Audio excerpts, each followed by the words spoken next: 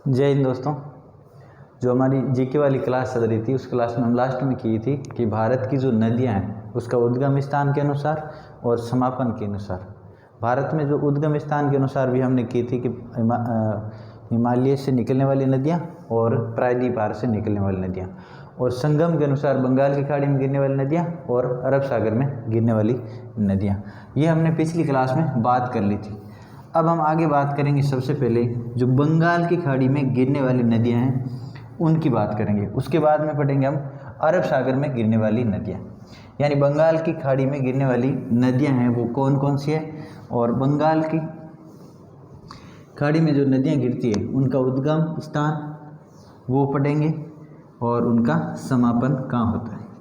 ठीक है, इस प्रकार ये आपने याद कर लिया होगा कि कौन कौन सी नदियां जो हिमालय से निकलती है और कौन कौन सी नदियां हैं वो जो अरब सागर प्रायद्वीप भारत से निकलती है, और कौन सी नदी है जो हिमालय से।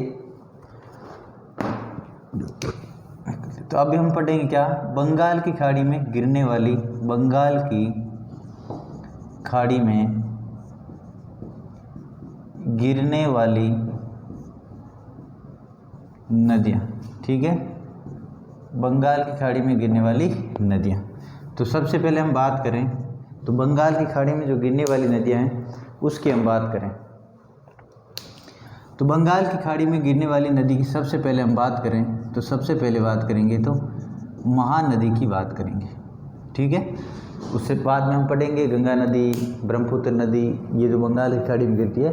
तो इस सबसे पहले हम प्रायद्वीप भारत की जो नदियाँ हैं जैसे महानदी है, ये जो महानदी है, महानदी का जो उद्गम होता है, उद्गम कहाँ से होता है? इसका उद्गम होता है सियावा छत्तीसगढ़ से। ठीक है, सियावा छत्तीसगढ़ से। और इसका समापन कहाँ होता है? तो याद रखना, इसका समापन होता है बंगाल की खाड़ी। दो चीज़ याद रखनी है आपको। ठीक है, बंगाल की खाड़ी में इस नदी की आपकी लंबाई आपसे पूछ ले कि इस नदी की लंबाई कितनी है, तो लंबाई याद रखना आप 815 किलोमीटर। ठीक है, तो महानदी का उद्गम कहाँ से होता है? तो महानदी का उद्गम होता है सियावा छत्तीसगढ़ से, और समापन कहाँ होता है? बंगाल की खाड़ी में। समापन कहाँ होता है? बंगाल की खाड़ी में। उसके बाद में आपकी लंबाई कितनी है इसकी? 815 किलोमीटर। थोड़ी थोड़ी बात करेंगे जो आपसे एग्जाम में पूछा जाता है। ठीक है, उसके बाद में बात करें हम गोदावरी नदी की। किसकी? गोदावरी नदी। ये जो गोदावरी नदी है, गोदावरी नदी का उद्गम कहाँ से होता है? तो याद रखना, उद्गम होता है त्र्यंबक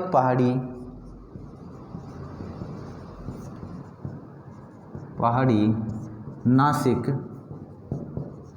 महाराष्ट्र से।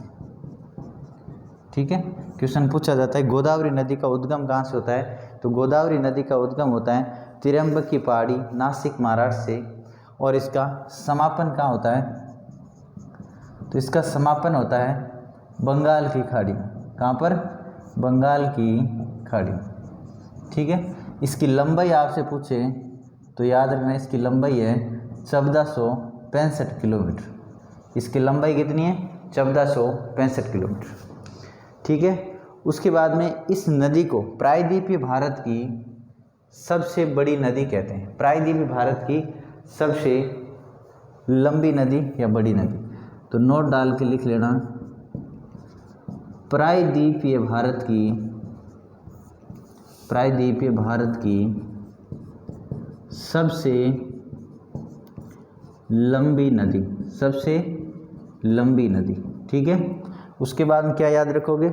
इसे वरद गंगा भी कहते हैं। किसे? गोदावरी नदी की। इसे वरद गंगा या दक्षिण की गंगा भी कहते हैं। दक्षिण की गंगा भी कहते हैं। दक्षिण की गंगा भी कहते हैं। ठीक है, इसे गोदावरी नदी का उद्गम कहाँ से होता है? त्र्यंबक पहाड़ी नासिक महाराष्ट्र से। समापन का होता है बंगाल की खाड़ी में। लंबाई कितनी है इसकी? 1465 किलोमीटर। ये प्रायद्वीप भारत की सबसे लंबी नदी है। इसे वरद गंगा या दक्षिण की गंगा भी कहते हैं। गोदावरी नदी की कुछ सहायक नदियाँ हैं जो याद रखना आपको, सहायक नदियाँ। क्या याद रखोगे? सहायक नदियाँ। तो देखो सहायक जो नदियाँ हैं वो कौन कौन सी है, तो इसको याद रखना, पेनगंगा, वेनगंगा, इंद्रावती, पेनगंगा, वेनगंगा, इंद्रावती और प्राणहिता, मंजीरा, शबरी। प्राणहिता, मंजीरा और शबरी। ठीक है, ये इसकी गोदावरी नदी की प्रमुख सहायक नदियाँ हैं, गोदावरी नदी की प्रमुख सहायक नदियाँ। ठीक है, तो महानदी और गोदावरी नदी के बारे में क्या याद रखोगे? महानदी उद्गम स्थान शिवा छत्तीसगढ़ से, समापन कहाँ होता है? बंगाल की खाड़ी में। इसकी लंबाई कितनी है? 815 किलोमीटर। उसके बाद में गोदावरी नदी, गोदावरी नदी का उद्गम कहाँ से होता है? त्र्यंबकपाड़ी, नासिक, महाराष्ट्र होता है। समापन कहाँ होता है? बंगाल की खाड़ी में होता है। इसकी लंबाई कितनी है? 1465 किलोमीटर है। इसे प्रायद्वीप भारत की सबसे लंबी नदी कहते हैं, इसे प्रायद्वीपीय भारत की सबसे लंबी नदी कहते हैं।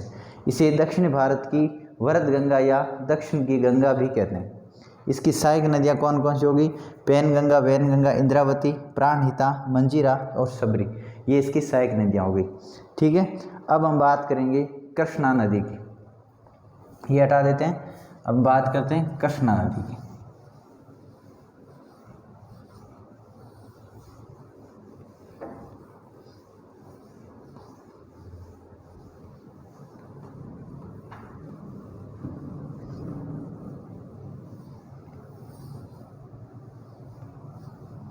कौन सी नदी की बात करेंगे? कृष्णा नदी की।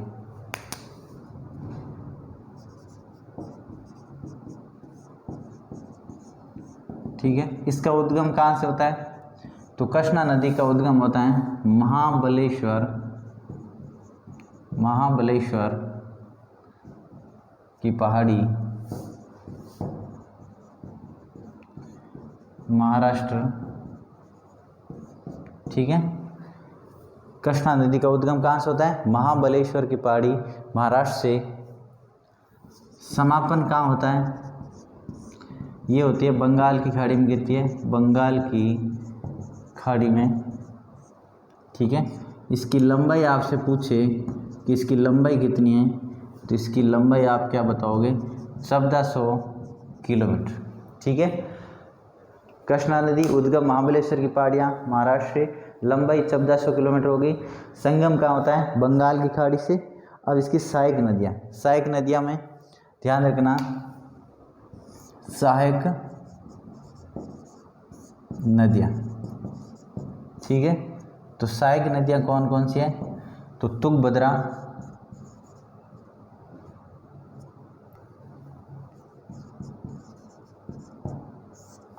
कौन कौन सी होगी? तुंगभद्रा, भीमा, मुंशी, भीमा, मुंशी, तुंगभद्रा, भीमा, मुंशी और अमरावती, और अमरावती और कोयना और पंचगंगा, ये इसकी सहायक नदियाँ हैं। ठीक है, ये इसकी कौन सी है? सहायक नदियाँ। और भी जैसे दूध गंगा, घाट प्रभा, माल प्रभा। ठीक है, दूध गंगा, घाट प्रभा, ये इसकी सहायक नदियाँ। किसकी है? कृष्णा नदी की सहायक नदियाँ। कृष्णा नदी का उद्गम कहाँ से होता है? महाबलेश्वर की पहाड़ियाँ, महाराष्ट्र से होता है। संगम, समापन कहाँ होता है? बंगाल की खाड़ी में। लंबाई कितनी है? 1400 किलोमीटर। सहायक नदियाँ कौन कौन सी? तुंगभद्रा, भीमा, मुंशी, अमरावती, कोयना, पंचगंगा और दूध गंगा और घाट प्रभा। ठीक है, अब बात करें हम कावेरी नदी की। कौन सी नदी? कावेरी नदी। देखो कावेरी नदी है, जो कावेरी नदी का उद्गम होता है कुर्ग से उद्गम होता है। कहाँ से होता है उद्गम? तो उद्गम होता है कूर्ग कर्नाटक से, ठीक है। कूर्ग कर्नाटक से ब्रह्मगिरी की पहाड़ियाँ से, ब्रह्मगिरी की पहाड़ियाँ, ब्रह्मगिरी की पहाड़ियों से, ठीक है। कावेरी नदी का उद्गम कहाँ से होता है? कूर्ग कर्नाटक, ब्रह्मगिरी की पहाड़ियाँ, ठीक है। और पूछे तो पश्चिम घाट से इसका उद्गम होता है। किसे? पश्चिमी घाट से, पश्चिमी घाट से, ठीक है। कावेरी नदी उद्गम कूर्ग कर्नाटक से, ब्रह्मगिरी की पहाड़ियाँ पश्चिम घाट से इसका उद्गम होता है, ठीक है। कावेरी नदी का समापन कहाँ होता है? समापन, तो इसका समापन होता है बंगाल की खाड़ी में, बंगाल की खाड़ी में। कहाँ पर समापन? बंगाल की खाड़ी में। इसकी लंबाई आपसे पूछ ले तो आप लंबाई बताना, 800 किलोमीटर। लंबाई कितनी है? लंबाई इसकी 800 किलोमीटर, ठीक है। इसे दक्षिणी भारत की गंगा भी कहते हैं, ये ध्यान रखना, एक नोट डाल लेना। इसे दक्षिणी भारत की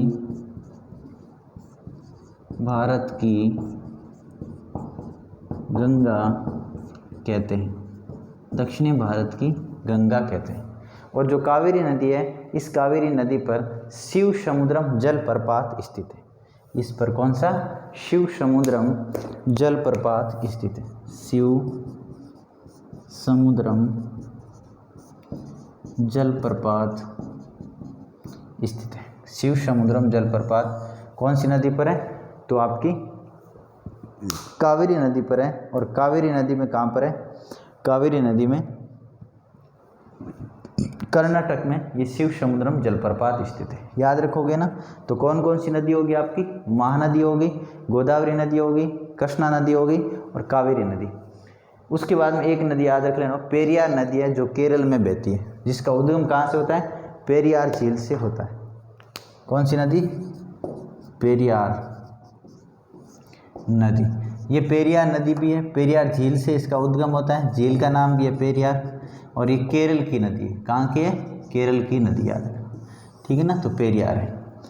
ये जो आपको मैंने कृष्णा नदी, कावेरी नदी, गोदावरी और महानदी, जो 4-5 नदियाँ करवाई हैं, वो नदियाँ आपको याद कर लेना। उसका उद्गम कहाँ से होता है? पूछा जाता है। समापन कहाँ होता है? पूछा जाता है। उसकी लंबाई कितनी है? आपको पूछ जाती है। और उसकी जो सहायक नदियाँ आपको मैंने लिखाई वो याद कर लेना, ठीक है। तो इस क्लास में हम इतनी ही बात करेंगे।